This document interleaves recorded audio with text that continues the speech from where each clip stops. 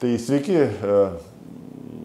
mūsų žiūrovai, esu Tomas Petreikis iš Vilniaus universiteto komunikacijos fakulteto ir Lietuvos mokslo akademijos jaunosios akademijos alumnas. Ir mano šios dienos tema yra apie Lietuvos mokslo periodiką ir tokia smulkesnė tema, tai būtų valstybės ir verslo interesai, kadangi čia susikerta jie yra ir kiekvienas iš tų dalyvių turi savo veiklas, savo politiką ir taip istoriškai nuo XIX amžiaus, kai mes jau skaičiuojame Lietuvos mokslo periodikos pradžią, taip ir bendradarbiavo, kartais ir konkuruoja ir tie interesai išsiskiria, apie tai šiandien aš ir pakalbėsiu. Tai jeigu taip vakarų Europoje mokslo periodikos gimimas yra skaičiuojamas nuo XVII amžiaus vidurio, pirmieji periodiniai leidiniai pasirodo Prancūzijoje, Didžiojoje Britanijoje apie 1655 metus ir kai kurie po šiai dienai yra gyvi ir eina ir tokiu būdu mokslas išeina iš vadovėlių, monografijų, sakykime, studijų, iš tų pirmųjų, labiausiai pažįstamų, daugiau individualiosios kūrybos, mokslininkų darbų rezultatų sklaidos formų, link tokių sistemingų mokslinių žurnalų. Iš pradžių, aišku, rinkiniai įvairius tos formos egzistavo, bet vienaip ar kitaip mokslo žurnalas sutelkdamas įvairius tyrimus, įvairiausius tyrimus, jie nebeturėjo būti tokie dideli, vadovėlį parašyti ar ten parašyti monografiją yra ir jau nuo 17 amžiaus vidurio mes matome kur Europoje naują mokslo komunikacijos formą yra. Lietuvoje tie procesai vėlavo ir tik XIX amžiaus pirmoje pusėje, kai keitėsi požiūris į mokslo periodiką, apskritai mokslo veiklas. Ir anksčiau Jėzuitų akademijoje ar vyriausioje LDK mokykloje iš profesorių nebuvo reikalaujama publikuotis mokslinėse žurnaluose, jeigu jie surasdavo vietą kažkur tai vakarų Europoje, tų nemažai tų žurnalų buvo leidžiama, tai viskas tvarkoj, bet iš tikrųjų užtekdavo rašyti vadovėlius, monografijas ir labiau buvo akcentuojami pedagoginiai gebėjimai, kaip mokslininkas, dėstytojas moka perteikti tą žinią savo studentams yra. Bet XIX amžiaus antroje jau pusėje įvykdus reformą visoje Rusijos imperijoje, sustiprinus universitetus, jau buvo pradėta reikalauti rimtesnių rezultatų, sakykime, taip ir dalyvavom įvairiose mokslinėse draugijose, aišku, atvėrė būdą įsilieti tarptautinius žurnalus, bet tuo pačiu mūsų profesūra, Josifas Frankas ar kiti, daugiausiai iš medicinos srities ėmėsi leisti ir savo leidinius. Jie daugiausiai, aišku, buvo medicinos farmacijos srities leidiniai XIX amžiaus pirmoje pusėje yra. Ir tai truko sistemingai iki maždaug 840 metų, maždaug tai truko. Be mokslo bazės, iš tikrųjų leisti mokslo periodinius leidinius buvo gana sudėtinga XIX amžiaus pirmoje pusėje. Jau mes jos po truputėlį jos netekome, nes medicinos chirurgijos akademija buvo uždaryta, vėliau ir kitos aukštosios mokyklos iškeltos Sankt Peterburgą.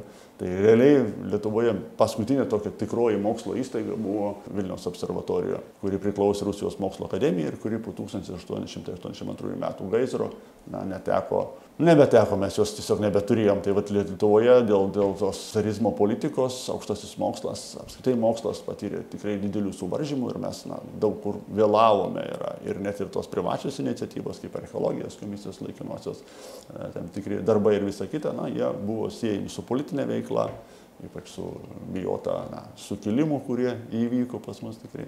Turėjom 2 sukilimus didelius ir po jų tas mokslo ir kultūros santykis valstybei, jis buvo nepalankus. Valstybė nematė intereso Lietuvoje plėtoti mokslinius tyrimus, tuo pačiu ir mokslo periodika, mokslo žurnalai, moksliniai tyrimai nebuvo tokie aktualūs. Bet nepaisant šitų suvaržymų carinės Rusijos imperijos laikais, jau galime sakyti, kad atsirado tuo laiku ir tiek tie komerciniai žurnalai, kurie ten Josifo Franko medicinos chirurgijos, medicinos institutų, tai yra darbų tomai, kurie buvo leidžiami net ir Leipcige, net ir verčiami vokiečių ir kitas kalbas Vokietijoje tuo metu. Tuo pačiu metu taip pat ėjo ir pirmasis visoje net Rusijos imperijoje matematikos žurnalas Viestik matematický nauk, kuris buvo leidžiamas nuo 1860 iki 1863 metų ir turėjo tikrai labai plačią tiksliųjų mokslų aprėptį. Visi mokslai čia tilpo, kurie naudoja matematinį metodą, taip pat ir geodezija, ir astronomija yra. Ir jį redagavo Matvėjus Gusevas, tuo metu Vilniaus observatorijos direktoriaus pavaduotojas. Tai šitas žurnalas buvo visiškai komercinis, jeigu visi kiti tuo metu matematikos ar kiti mokslo žurnalai buvo iš esmės Rusijos imperijų instituciniai, tai buvo svarbu pačioms įstaigoms, universitetams, kad užtikrinti dėstytojų kvalifikaciją, nes vis dėlto žurnalai yra svarbus iš esmės dėl šitos priežasties, nes kažkur tai dėstytojai turi skelbti savo tyrimus, disertacijas, mokslinio tyrimo ataskaitas ir panašiai. O šitas žurnalas buvo komercinis, gyveno iš prenumeratų, prenumeratus buvo gana didelės, metinės ir buvo leidžiamas keletą metų, iki 63 metų, tai čia praktiškai 4 metai, bet ten buvo vėluojama yra. Tai nebuvo spėjama taip laiku operatyviai atliepti tuos interesus, kurie prenumeratorių interesus yra. Šiek tiek buvo vėlavimo. Bet tai buvo komercinis leidinys. Tai iš esmės valstybės buvo prašoma paramos Rusijos mokslo akademijos, bet parama nebuvo skirta ir šitas žurnalas dėl redakcijos galbūt ligos iš dalies yra, bet ir be to palaikymo jis negalėjo eiti. Negalėjo tikrai ilgai eiti. XIX amžiaus antroje pusėje buvo bandoma inicijuoti įvairių mokslinių draugijų veiklą, bet jos neperaugo, bent jau Lietuvos teritorijoje į mokslo, sakykime, veiklas yra tik 20 amžiaus pačioje pradžioje, ypač po 95 metų revoliucijos pamatyta, kad išryškėjo 3 tokios tautinės, sakykime, grupės - Lietuvai, Lenkai ir Rusai, čia Vilniaus inteligentijos pastangomis yra, tai yra atsirado daugiau humanitarinių, socialinių, iš dalies gamtos mokslų interesai ir Lietuvos mokslo draugija telkė lituanistinius tyrimus ir leido savo lietuvių tautą. Tai čia mes matome, čia yra privati iniciatyva, valstybės mažai remiamas iš esmės yra, tai nors dalyvavo tikrai įvairių mokslininkų iš įvairių pasaulio, iš įvairių kraštų, iš Rusijos ir Vokietijos ir kitų šalių. Tai gana toks labai ryškus mūsų tautiniam atgimime matomas leidinys. Taip pat ir Lenkų inteligentija taip pat leido savo metininką Ročnik tovarštis Priziečiul Nauko Vilniaus mokslo bičiulių draugijos leidinys nuėjo nuo 98 metų. Ir metais vėliau išėjo. Ir neatsilikdami, matydami, kad lietuviai ir lenkai labai aktyviai organizuojasi, neatsilikdami ir rusų inteligentija taip pat pradėjo su valstybės palaikymu, kaip atsvara, ideologinė atsvara toms 2 organizacijoms su jų moksliniais interesais visą kitą, nes taip jau suprasta, kad po tautinės revoliucijos 95 metų reikia ir lietuviams, ir lenkams, trukdyti, sakykime, ne to, kad trukdyti, atsvarą ideologinę daryti, rodyti, kad čia yra ne vien tik tai šitos tautinės bendrijos, tyria savo krašto praeitį, tautų praeitį, bet kad tai yra ir visos Rusijos mokslo interesas. Tai tokiu būdu pradėjo eiti Rusijos geografų draugijos šiaurės vakarų skyriaus žurnalas Zapiski Severо-Zapadnoje Dėla Imperativskое Ruskое geografičное общество. Ir jis buvo leidžiamas iki 1914 metų, faktiškai iki Pirmojo pasaulinio karo. O tuo 2 žurnalai, tiek Lenkų, tiek Lietuvių, tai jie ir toliau, ir po karo, Pirmojo pasaulinio. Tai čia šito atveju visiškai atsispindi tas valstybės interesas konkuruoti su tautiniam bendrijom, Lietuvių ir Lenkų tautinėm bendrijom. Ir sudaryti tą trečiąjį, sakykime, kelią. Nors Vilniaus universitetas, kaip žinot, nebuvo atkurtas. Vilniaus universitete tik po Pirmojo pasaulinio karo buvo atkurtas. Tai mokslinės bazės vis dėlto nebuvo. Tik tai šituo atveju, jeigu lietuviai ir lenkai daug darė iš visuomeninių paskatų, visuomeninių interesų, tai šitos rusiškas žurnalas, tai buvo mobilizuoti tokios pakankamai negausios pajėgos, bet jos vis dėlto ir veikia ir archyvas Vilniaus, ir viešoji biblioteka, buvo bandoma taip institucinė prasme žiūrėti, kad pasiskirstant tikrais užduotimis yra įtraukti gimnazijų mokytojus ir tas dalyvavimas buvo gana toks instituciškai išreikštas yra.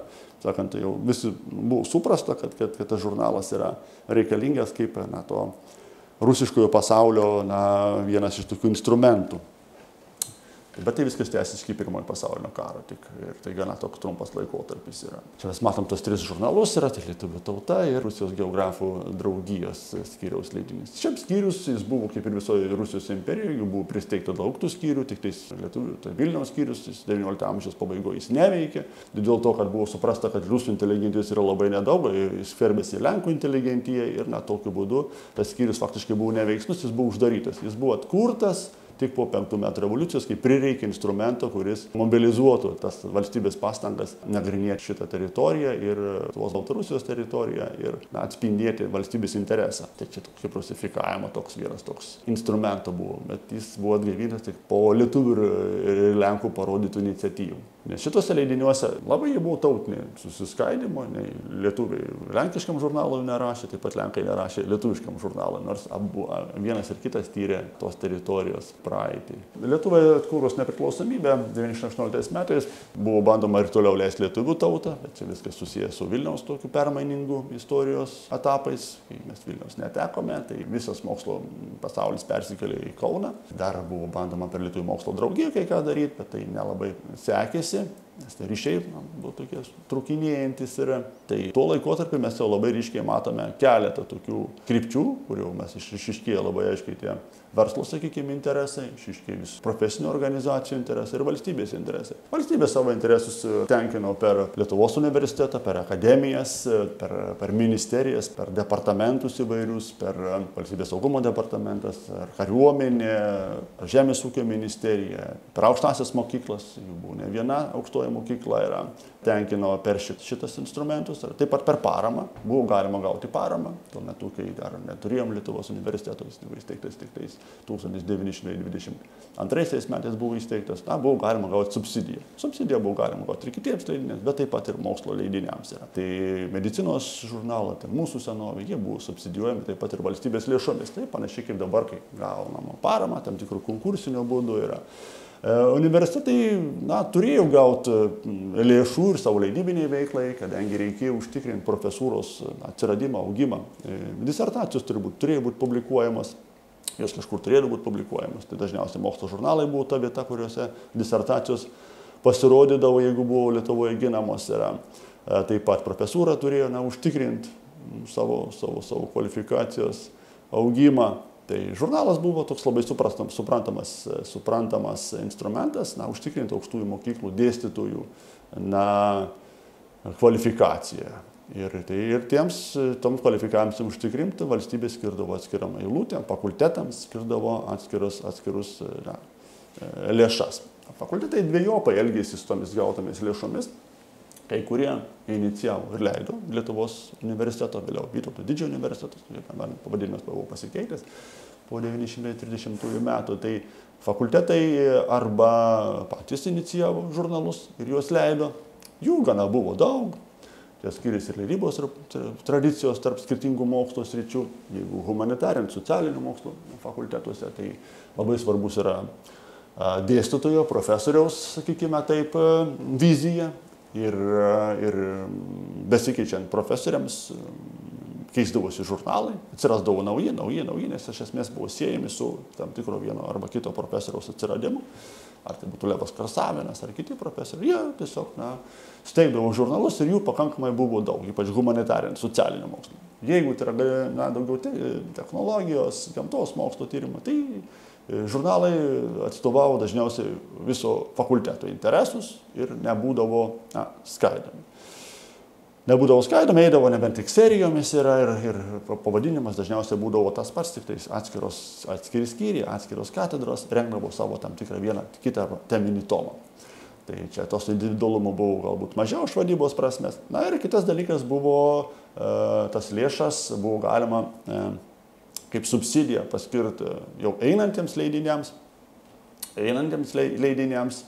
realizuojant tą savo publikavimosi interesą. Jeigu eina kažkoks leidinys, kuris jau sėkmingas yra leidinys, tai tada fakultetai nukreipdavo tas lėšas kaip paramą vienam arba kitam leidiniui leisti. Teisės, pavyzdžiui, žurnalas ar medicinos žurnalas, medicina, kuris vadinasi. Tai tada tokiu būdu dėstytojai gauna vietą, jiems nebereikia rūpintis visas leidybiniam prasmėm, visa kita yra ir to valstybės pinigai nukeliauja privačiam verslui, sakykime, bet jie atliepia taip pat ir universiteto interesą. Todėl dažniausiai tokie žurnalai, kaip, pavyzdžiui, medicina, turėdavo įdomų valdymo modelį, redakcinė komisija ir ten kolegijos buvo sudaroma tokiu principu: atstovas iš universiteto, atstovas iš mokslinės profesinės draugijos yra, ir jeigu jau redakcija veikia kaip labai savarankiškas objektas, sakykime taip, tai ir redaktorius tokius triumviratas susėda ir nusprendžia, kaip bus vystomas šitas leidinys. Tokių leidinių tikrai buvo ne vienas. Taip atsirado įvairūs interesai kariuomenės, valstybės saugumo departamento net buvo atskiri leidimi. Reiškia, buvo užaugintos institucijos ir jos taip pat norėjo augti, sakykime taip, dalintis tomis žiniomis ir tobulėti yra. Valstybės saugumo departamentas tai buvo aprūpintas labai geromis laboratorijomis, bet trūko truputėlį psichologijos darbų, tai psichologijos talkindavo Vytauto Didžiojo universitetas talkindavo tais tyrimais. Tai ir tokiu būdu tie žurnalai atspindėjo tų įstaigų labai interesų. Tas pats buvo su žemės ūkio tyrimais, buvo matoma valstybės interesas tiesiogiai vairiom formom dalyvauti šitų žurnalų leidyboje. Bet tarp visų šitų leidinių egzistavo ir visiškai komerciniai leidiniai, kurie išgyveno iš prenumeratos, pardavimų. Tai tokie kaip Kosmos žurnalas, kuris tikrai atstovavo, jis buvo bandoma ir perpirkti, universitetas bandė jį perpirkti, nepavyko, nes išsiskyrė nuomonės dėl vystymo. Tada buvo įsteigtas naujas žurnalas Gamta, kuris buvo universiteto profesūros interesus atstovavo labiau. Ir mokslo populiarinimo. Žinoma, tie žurnalai, kurie yra platesnės tokios aprėpties, ne vien tik tais grynieji moksliniai žurnalai, kai dabar mes dažnai matome, labai aiškus, kurie turi tą grynąjį, vyroja labai rimti moksliniai straipsniai ir auditorija yra faktiškai mokslininkai. Tai tuo metu mokslo žurnalai, ypač tų tiksliųjų mokslų, gamtos mokslo, medicinos mokslo žurnalų, jie dažnai, socialinių, jie dažnai veterinarijos, kitų, kurie tenkino ne vien tik tais universiteto profesūros interesus publikuoti savo mokslinius tyrimus, bet tenkino ir platesnius interesus, tai yra profesinių bendruomenių interesus. Dažnai bendruomenės ir būdavo steigėjos, ar ten veterinarų sąjunga ir kitos, kurios steigdavo tos žurnalus ir tokiu būdu atsirasdavo nemaža dalis publikacijų, kuris labiau buvo skirti praktikams. Tai tas dėmesys tarp praktikos ir tarp grynojo mokslo, tas toks laviravimas, balansavimas jis visada buvo. Tai tie žurnalai ir jie turėdavo tam tikrą komercinę sėkmę. Ir galėdavo net mokėti honorarus savo autoriams. Ir iš to ir išgyvendavo, nes, pavyzdžiui, Teisės žurnalas buvo leidžiamas Lietuvos teisininkų draugijos, jie leisdavo kasmetinius kalendorius, taip pat leisdavo įvairius teisės aktų aiškinimus ir visą kitą papildomą leidybinę veiklą vykdė. Tokiu būdu žurnalas dar buvo subsidijuojamas Teisų fakulteto, Vytauto Didžiojo universiteto. Tai tokiu būdu tikrai šitie žurnalai ir verslo interesus atstovavo, ir profesinio bendruomenių atstovavo valstybės, aišku, tiesiogiai per universitetą išreikšta yra. Ir kai mes jau įžengėme į 40-uosius metus, į tą sovietmetį, tai valstybė perėmė visus žurnalus, sakykime, taip daug tokių pokyčių neįvyko, tokių labai radikalių arba griežtų, daug žurnalų, aišku, buvo uždaryta, kai kurie buvo leista gyvuoti iki 40 metų gruodžio mėnesį, ten, kur buvo visuomeninės organizacijos, jos buvo pertvarkytos, pakeisti pavadinimai ir ten tikrai tų pokyčių buvo, jų gana nemažai buvo, bet iki birželio mėnesio, iki tos birželio 23 metų sukilimo 41 metų, tai dar tam tikros tradicijos buvo išsaugotos ir dar nemažai leidinių buvo leidžiama. Tik tais, aišku, vokiečių okupacijos metais labai buvo peržiūrėta interesai, kadangi humanitariniai socialiniai mokslai neturėjo Reicho mokslo politikoje jokios svarbos ir buvo susikoncentruojama į tiksliųjų mokslų, medicinos mokslų interesus, kadangi tai labai buvo reikalinga karo pramonė ir karo reikmėms. Tai tokiu būdu galiu pasakyti, kad labai daug leidinių tiesiog arba nebebuvo leidžiama 41 metais, arba ėjo, tiesiog buvo užbaigti, spaustuvėse gulėjo rankraščiai, tai juos reikėjo tiesiog užbaigti ir išspausdinti. Tai tokių žurnalų buvo tikrai ne vienas, kurie tiesiog buvo pabaigti spausdinti. 41 metais dar prie laikinosios vyriausybės arba jau paskutiniaisiais dienomis yra. Bet tokie žurnalai kaip gamtos mokslo žurnalai, medicinos sveikatos technologijos, žemės ūkio, jie ir toliau buvo rengiami, nes ministerijoms šitų žurnalų reikėjo ir visi suprato, kad, aišku, pavadinimai kai kurių pasikeitė iš LTSR medicinos ir Lietuvos medicina ir panašiai yra, bet tie žurnalai ir toliau buvo leidžiami, prisimenant tas tarpukario, prieškario tradicijas, ten tokių vadybos modeliai šiek tiek keitėsi, bet vis tiek vienai per kitaip valstybė, aišku, valstybės Lietuvos tuo metu nebuvo, bet Reicho interesai buvo svarbus ir buvo atsižvelgiama ir buvo leidžiama lietuviams leisti tam tikrus leidinius. Tarybiniais metais turėjom gana griežtą sistemą tas mokslo periodikos leidybos yra iš esmės viskas buvo suvalstybinta ir valstybė arba tiesiogiai dalyvavo, arba tam tikras funkcijas delegavo aukštosiams mokykloms, mokslo tyrimo institutams. Kiekvienas mokslo tyrimo institutas turėjo nors vieną leidinį. Tik tais mokslo tyrimo institutai buvo arba Lietuvos teisės mokslo akademijos pavaldume, arba visasąjunginėse, arba atstovavo tam tikrų visasąjunginių geologijos ministerijos ar sveikatos ministerijų. Tai buvo įvairių tų padalinių Lietuvoje veikia yra. Bet jeigu jau ten lietuviškiai tie institutai, kurie gaudo iš mūsų tą biudžetinį, sakykime, finansavimą, tai nors vieną leidinį kiekvienas turėjo. Ir buvo suprasta, kad tai yra instituto darbuotojų publikavimuose erdvė.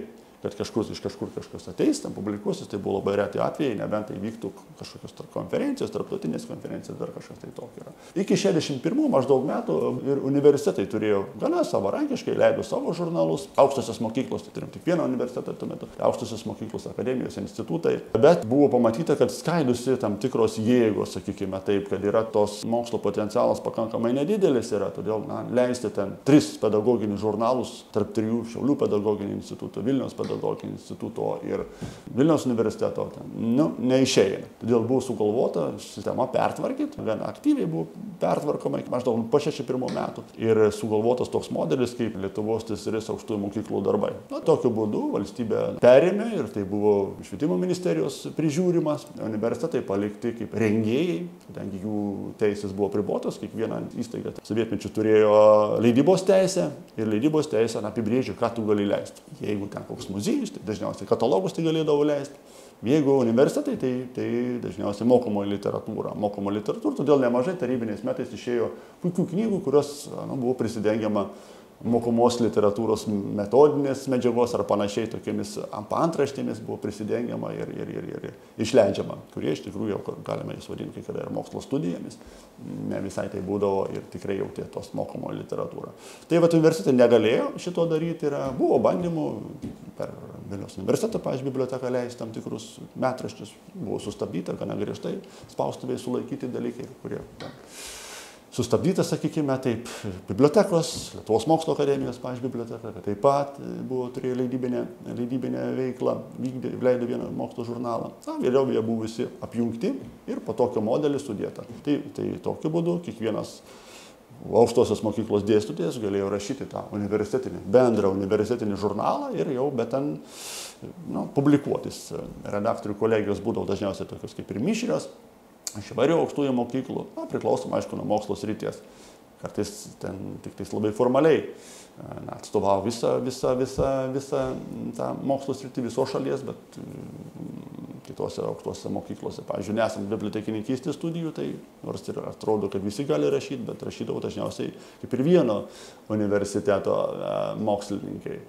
Tai valstybė tikrai kontroliavo ir jeigu atsirasdavo, mokslas išaugdavo, sakykime taip, tada pradėdavo gudrauti redaktoriai, pradėdavo leisti teminius sąsiuvinius, skaidyti dalimis, priedus leisti, nes kiekvieną kartą reikėdavo gauti atskirą sprendimą, finansavimą atskiriems leidiniams. Tai iš tikrųjų tai galėjo tos savo autorinius lankus, kiek ten būdavo paskaičiuojama, padalinti 2 dalis ir vienas skirti vienam temai nuolatiniai, o kitas sąsiuvinį kitai temai nuolatiniai. Ir tokiu būdu lyg tai eina vienas žurnalas, bet vienas eina į vieną temą orientuojasi, kitas į kitą. Kai kada tos temos tiek išryškėdavo, kadangi mokslas užaugdavo, ypač technologijų mokslo srityje, technikos mokslo srityje, tai labai ryškiai yra, ir jie tapdavo net ir savarankiškai žurnalas kai kada. Tai kadangi tas steigimas, uždarimas buvo toks gana biurokratizuotas dalykas ir universitetai taip pat ieškodavo į tam tikrų išeičių, kad sutelkti tą interesą. Paskyrė ministerija vieną žurnalą, bet tu iš jo gali padaryti 3 žurnalus, kuris formaliai bus vienas, bet tie, kurie rengia, jį matys kaip trinarį žurnalą. Tai ta situacija buvo valstybės kontroliuojama, išskyrus gamtos moksluose, medicinos buvo įsileidžiamos taip pat ir mokslinės draugijos. Mano minėtai pačioje paskaitos pradžioje Vilniaus medicinos draugija, tai ji išgyveno prie visų valdžių. Niekada nebuvo uždaryta, po šią dieną yra veikianti organizacija. Todėl, kad medicina yra neideologinis mokslas ir iš medicinos tyrimai jie visais prie visų valdžių jau reikėjo ir reikės. Tai čia toks universalumas medicinos mokslo yra. Tai tos mokslinės draugijos, jos galėdavo taip pat dalyvauti rengime. Tai valstybės interesas šiek tiek buvo toks padalintas, sakykime. Tai. Bet čia valstybė tikrai viską kontroliavo ir viską žinojo ir buvo užlaikytų leidinių dėl ideologinių priežasčių. Ir tie dalykai, redaktoriai turėjo pasistengti apginti savo interesus.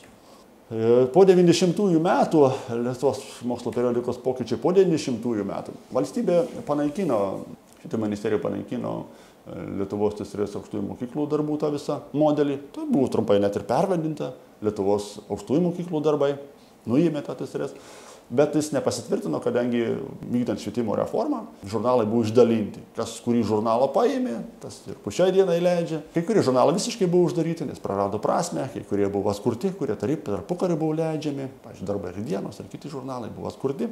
Ir aukštosios mokyklos buvo įgalintos pačios to užsiimti. Žinoma, aukštosios mokyklos, ypač naujai atkurtos arba pertvarkytos mokyklos, kaip Klaipėdos universitetas, ilgalaik nebuvo pajėgios pačios užsiimti leidybinę veiklą, todėl pirkdavo leidybinės paslaugas iš valstybinių dar tuo metu leidyklų arba aišku komercinių leidyklų. Vėliau atsirado leidybos skyriai ir dabar ta leidyba iš esmės yra jau vykdoma pačių universitetų. Jau nebereikia papildomai samdyti paslaugų. Žinoma, kai kurie universitetai bandė įgyvendinti modelį, kai leidybos paslaugos yra perkamos konkursiniu būdu. Taip, Šiaulių universitetas, Vytauto Didžiojo universitetas pirko tokias paslaugas ir ten ir knygų leidyba, ir mokslo periodikos leidyba ir panašiai. Tos paslaugos, verslas sudalyvauja, tikrai tik tais yra problema, kad mokslo periodikos sistema pasikeitė ir dabar labai svarbu yra duomenų bazės, visa kita dalykai ir aišku, komerciniai leidėjai nebuvo to pat, tie, kurie bent jau laimėjo tos konkursus, nebuvo tuo metu pasiruošę ir verslas negalėjo patenkinti universitetų interesų. Tai vienai per kitaip universitetai turėjo patys susigrąžinti šitos leidinius ir juos leisti taip kaip nebe senovinių būdų, kad kažkas atspausina, tau padeda ir to užtenka, jau ir prisitaikiant prie skaitmeninės leidybos interesų yra. Mokslo tyrimo institutai taip pat buvo įgalinti, jau jie turėjo daugiau galbūt ir patirčių, kadangi tos veiklos buvo gana koordinuotos yra. Bet taip pat ir verslas, leidyklos, privačios leidyklos visada matė tą galimybę teikti tas paslaugas ir teikdavo tas paslaugas mažesniem mokslo tyrimo institutam, dažniausiai regionuose veikiančiuose, tokius kaip, pavyzdžiui, Baisogala ar panašiai. Tai buvo to santykio. Taip pat verslas rado nišą bendradarbiaujant su profesiniam organizacijom, moksliniam organizacijom, ypač medicinos srityje tai labai ryškiai yra matoma, buvo ir yra matoma, kai yra tiesiog organizacijos, kurios surenka asociacijos principus, surenka tam tikras lėšas, vykdo mokymus ir panašiai, ir iš tų visų rezultatų atgimsta ir kasmetiniai leidiniai. Tai tik tai šiuo metu galbūt labiau tokia tendencija pastebima, kad jau vis dėlto yra matoma, kad jau tos kai kurios organizacijos netenkina iki galo tą kokybę, tas leidybos, sakykime, paslauga ir jau tie žurnalai taip pat po truputėlį pereina į universitetų platformas ir jau pradėjo universitetai teikti tas paslaugas, kurias teikdavo komerciniai leidėjai. Tai vienai per kitaip grįžta, sakykime, tos net ir profesinių ir vairių mokslinių organizacijų žurnalai. Šalia šitų, kaip sakant, suprantamų interesų, kai ir valstybė, ir profesinės mokslinės organizacijos, ir verslo organizacijos, tos privačios leidyklos kažkaip, vienai ir per kitaip, tas publikavimus interesus gana neblogai atspindėdavo. Buvo bendarbiaujama gana taip sąžiningai, sakykime, taip, tai mes matom tikrai labai augo, mokslo periodikos leidyba labai augo ir čia net 15-16 metais Seime net vyko kelios konferencijos, kuriuose buvo kalbama apie Lietuvos mokslo tarybos susirūpinimas buvo dėl mokslo periodikos didžiulio augimo, tik tai jis galbūt nebuvo atkreiptas dėmesys, kad kai valstybė planuoja savo veiklas tiesiogiai per universitetus, per mokslo tyrimo institutus, labai sudėtinga yra suprasti tuos interesus, kurie ateina iš verslo organizacijų, organizacijų, iš profesinių draugijų yra ir tų interesų tikrai buvo gana nemažai, todėl tas augimas buvo, nulėmė ne vien tik tais pačių aukštųjų mokyklų ar mokslo tyrimo institutų, bet nulėmė ir šitų kitų dalyvių, kurie taip pat mato savo interesų tenkinimą, profesinio tobulėjimo ar panašiai, tai publikacijos jos turi būti kažkur publikuojamos yra, tai kartais universitetiniai leidiniai taiko labai aukštus reikalavimus, užsienio leidiniai tai ne visada buvo pasiekimi, bent jau tuo laikotarpiu, visų 30 metų laikotarpiu, ne vienalyčio, aišku, laikotarpiu, tai kartais tikrai buvo paprasčiau steigti savo leidinį ir net ten publikuotis, doktorantai ten publikuodavosi, ar ten profesoriai ir panašiai. Ir tokiu būdu ir tie komerciniai leidiniai užpildydavo tą publikavimosi spragą. Kalbant apie bendrą tendenciją, galime matyti, kad jeigu lyginame privataus sektoriaus ir privataus sektoriaus, čia yra nevalstybinio sektoriaus, tai yra visuomeninių organizacijų ir komercinių leidyklų yra, tai mes matome gana tokį išsiskyrimą, kai viešasis sektorius mažino mokslo periodikos apimtis, tikrai labai ryškiai mažino, kadangi mažėjo mokslininkų kolektyvai, dėstytojų kolektyvai, universitetų buvo jungimai, visada po visų jungimų buvo peržiūrimi, kurie leidiniai reikalingi, kurie nereikalingi. Taip pat mokslo tyrimo institutai nemažai peržiūrėjo, ypač gamtos technikos mokslų, kai ką buvo bandoma ir tarptautinti, parduoti tos leidinius, sakykime, taip užsienio leidykloms ir panašiai. Dingsta iš Lietuvos mokslo periodikos balanso, kuriam laikotarpiu, dažniausiai vėl paskui susigrąžina. Tai reikia įvairių tokių būdų yra, tai valstybė, liktai tendencija paskutinių 5, 7 ar ilgesnio laikotarpio tendencija mato, kad mažėja, gana nemažai mažėja, kažkur apie 25% tikrai tas sumažėjimas sektoriaus yra valstybinio, bent jau skaičiuojant metinės leidybos apimtis leidinių. Bet tuo pačiu matome ir komercinio sektoriaus atsigavimą, komercinis sektorius, kuris jau didina tas leidybos apimtis, po truputėlį didina leidybos apimtis. Ir čia mes išvelgiame tą naują tokį galbūt reiškinį, kuris nėra labai senas mūsų tikrai rinkoje, tai komercinių leidyklų, kurios orientuojasi į trečiojo daugiausiai pasaulio šalių mokslo bendruomenės. Jos teikia leidybinės paslaugas, tiesiog leidžia žurnalus. Trečiojo pasaulio šalių mokslininkai susimoka už tos publikavimus ir tokiu būdu tie žurnalai gyvuoja. Tikrai apetitas buvo gana didelis. Kai kurie privačios komercinės organizacijos, jos įvairiai vadinasi, ten gali vadintis ir institutai ir panašiai, jos yra privačios. Tai vienu metu planuodavo net po 14 žurnalų, aišku, iš tų 14 interesų, mes tai matom pagal ISSN išdavimų skaičius, sakykime taip, nes tai vienu metu buvo galima susižinoti ir pasižiūrėti, tai tikrai tie interesai buvo gana dideli. O vėliau tie interesai susitraukė, sakykime. Bet bendra prasme, tai yra Lietuvoje mes turime keletą tokių leidėjų, kurie labai sistemingai to užsiima. Kai kurie leidiniai iš šitų leidinių patenka į vadinamų gruboniškus žurnalus, bet tai yra jau verslo, sakykime, dalykai yra. Jau čia yra patikimumo dalykas yra ir šitas to grinojo to komercinio, sakykime, sektoriaus žurnalai Lietuvos mokslo bendruomenės interesų jie dažniausiai netenkina ir mūsų mokslininkai čia labai retai, jeigu kad ir publikuojasi yra. Ir tai jau tokios grinojo to mokslo periodikos verslo, sakykime, atstovai yra, kurie dalyvauja ir uždirba tas pajamas iš trečiojo pasaulio mokslininkų, kurie čia manantis publikuojasi žinomose Europos leidyklose yra. Taip pat įdomių pokyčių vyko per paskutinius 30 metų, kai kalbame apie tų visuomeninių organizacijų, profesinių organizacijų, galbūt labiau profesinių organizacijų sektorių. Ir čia aš tokį vieną iš aspektų, tai medicinos ir sveikatos mokslo žurnalo augimas. Jeigu tarybiniais metais buvo labai nedaug mokslo žurnalų, kurie buvo medicinos ir sveikatos mokslo srities, faktiškai leidžiame medicinos akademijos, Kauno medicinos instituto. Tai tuo metu tikrai buvo labai nedaug ir po 90-ųjų labai nedaug ir buvo perimta, tęsta, kas buvo atkurta yra. Bet skaičiuojant nuo 1999 metų turim labai didžiulį augimą ir šiuo metu, jeigu 90 metais mes turim 3 žurnalus, šiuo metu turime, bent jau 22 metų duomenims, turime 23 žurnalus. Tai tikrai labai didelis skaičius yra, kadangi tai yra susijęs su, aš pradžioje paskaitos minėjau, kad jeigu žurnalai sugeba sujungti yra mokslo ir praktikos, tas žinias, tai yra nemažai žurnalų, kur yra, iš esmės taip ir sujungia yra ir kartais yra apie trečdalį to mokslinių straipsnių, o kita dalis yra profesinė. Ir medicinos žurnaluose dar kas yra labai svarbu, yra tai, kad yra pritraukiamos ir medicinos reklama, kur yra atskirai reglamentuojama.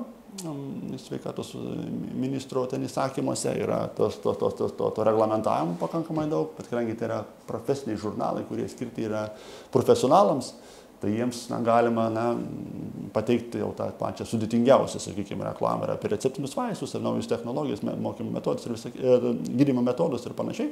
Tai dar plus atsiranda dar ir reklamos papildomi dedamoji dalis, tai iš esmės yra pardavimai žurnalo. Reklamos, sakykime, tos pardavimai, tai du tokie pagrindiniai periodikos pajamų gavimo šaltiniai yra ir žinoma, mokslo straipsniai, tarp jų dažnai nesudaro labai didelės dalies yra, bet jie taip pat atliepia tą publikavimus interesą. Ir šitų žurnalų taip pat dar trečioji pajamų dalis yra tai, kad šitie žurnalai dažniausiai atspindi tam tikros vienos arba kelių profesinių organizacijų interesus. Tai natūralu tikriausiai, kad dar yra ir per asociacijos surenkamas tas lėšas. Kadangi tų lėšų būna pakankamai nemažai, tai tie žurnalai tikrai eina gana stabiliai, turi savo redakcijas ir tikrai medicinos mokslo žurnalai gyvena visiškai gerą gyvenimą, lyginant su socialiniu humanitariniu mokslo žurnalas, kurį iš esmės, jeigu negauna valstybės finansavimą, tai jie arba tiesiogiai iš universitetų, institutų, arba per paramos programas, tai jų ateitis yra miglota, jeigu nebūtų tos paramos, kas visada ir buvo, valstybė visada rėmė šitos žurnalus, tik tais pasikeitė, kaip čia pasakius, ta rinka daugiau ir mažiau. Tai vieni geba pritraukti ir gali pritraukti, aišku, padaryti profesinį žurnalą iš humanitarinių žurnalų sudėtinga yra. Todėl natūralu, kad tos patrauklumas yra mažesnis, bet universitetams yra ir mokslo tyrimo institutams yra reikalingi kaip mokslo sklaidos, kaip lituanistikos sklaidos kanalai. Todėl be paramos, be ilgalaikių tokių leidybos tradicijų. Ir jie humanitarinių mokslo žurnalai yra vieni iš gyvybingiausių. Jeigu visur kitur mes matome gana didelę dinamiką ir yra tas leidybos trukmė gali būti skirtinga, greit įsteigima, greit uždaromi, tai humanitarinių mokslo žurnalai yra gana prityrę, brandesni, sakykime, taip yra.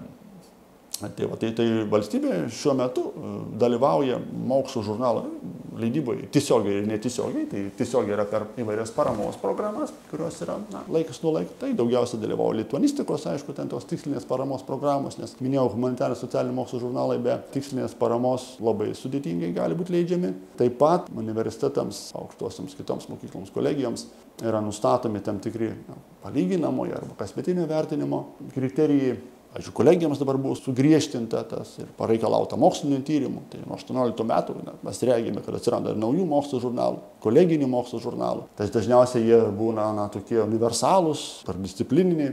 Tai reiškia, kadangi valstybė reikalauja publikacijų, tai kolegijos leidžia naujus žurnalus, būtų vieta, kur dėstytojai galėtų publikuotis savo straipsnius.